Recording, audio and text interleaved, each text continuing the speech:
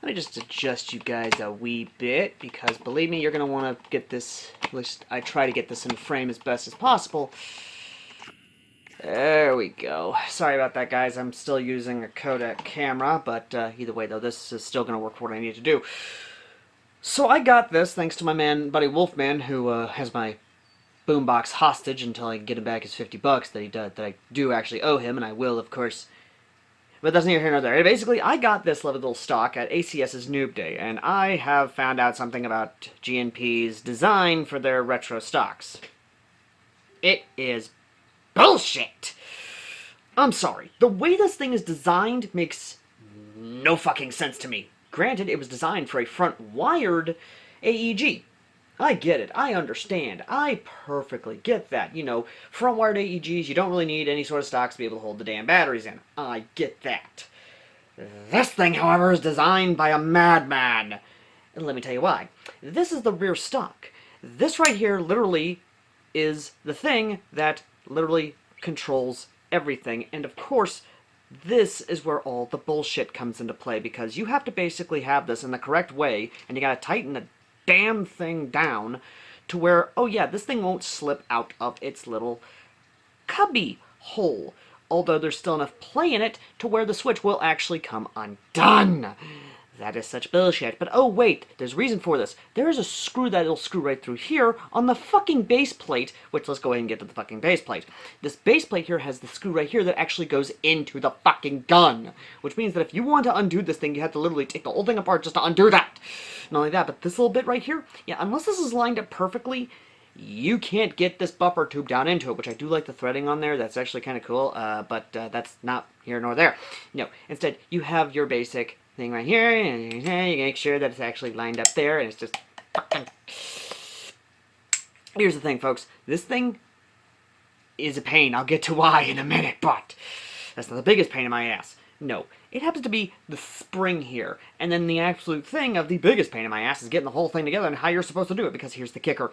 You have to have this done in a way, because this is the spring that adds tension to the actual switch, which means that you have to have it to where this is literally always up, and that right there is the biggest pain in my ass. Just you. This right here, of course, puts pressure on the thing, and this is unscrewable, you know, the whole shebang.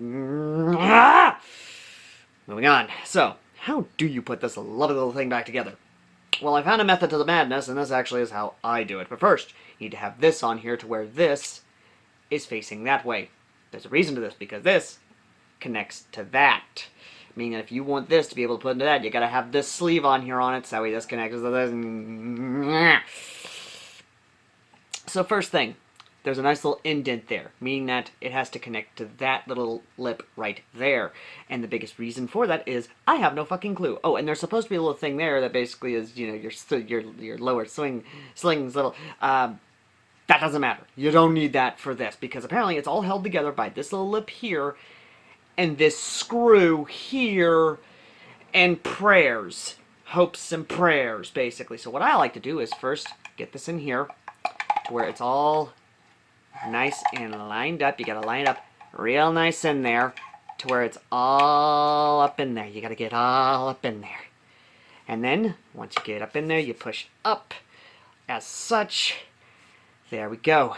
That's on there. And then, here's the other thing I like to do. First, set this to the side. We're going to set this to the side.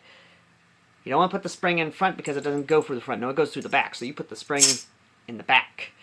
And then, you feed the spring in there as such. Here's where the fun comes into play, folks. You take this, you put that on that, and then you get it on there. And then you pray to God. I mean this, you pray to God. It all clicks together, and then you use all the force of God himself to hold this together. Take your spring here and slowly pilot that son of a bitch in. You pilot it in. You do this, and then you take an Allen wrench. I don't know the fucking size of it. I don't care. I am frustrated with this thing. And then you tighten it down. You tighten it down. I don't care if that's strips. You can take a pair of pliers and do that, and voila. It's in there. It's done. There's still a little bit of play in this. And believe me, I have tried to tighten this down. I really have.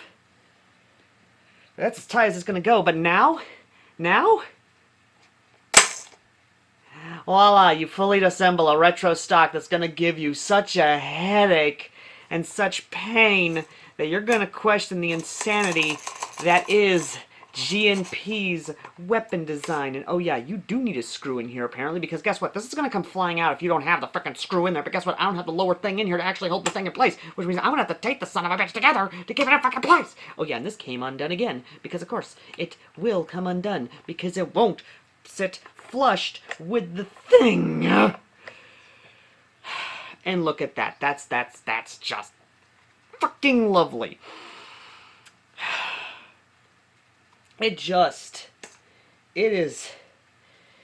just something, ladies and gentlemen. If it's not one thing, it's another. Now, outside of that, I will admit that yes, this is actually a really cool stock, and I am very happy that we have this, which means that I've got to figure out exactly what sling swivel goes in here, so I can put a screw through there, so I can keep this back plate here on it, or get a nut, shove it in there, and then put a screw through there. Either way, this thing is an absolute pain in my ass. And that's not the worst of it. No, the worst of it is this will not fit on the new SEMA quick change spring systems. It really fucking won't, because of course it won't. Is it a cool stock? Yes, it is. Is it great for a retro build? Yes, it is. Is it an absolute pain in the ass and a nightmare for anyone to try and put on and figure out how to get the damn thing on without pulling out their frickin' hair? Yes, it is. Will I ever put on any of my replicas? Maybe. I don't fucking know. Maybe on a Lancer Tactical if I ever get one of the retro brands, or, you know, something like that. I don't know. We'll just have to wait and see. But we gotta get another front-wired gun. That's gonna be the big thing, is just getting our front-wired gun.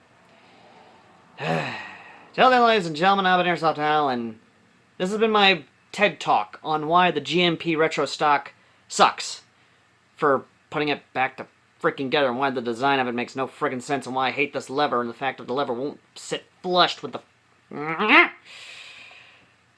Till next time.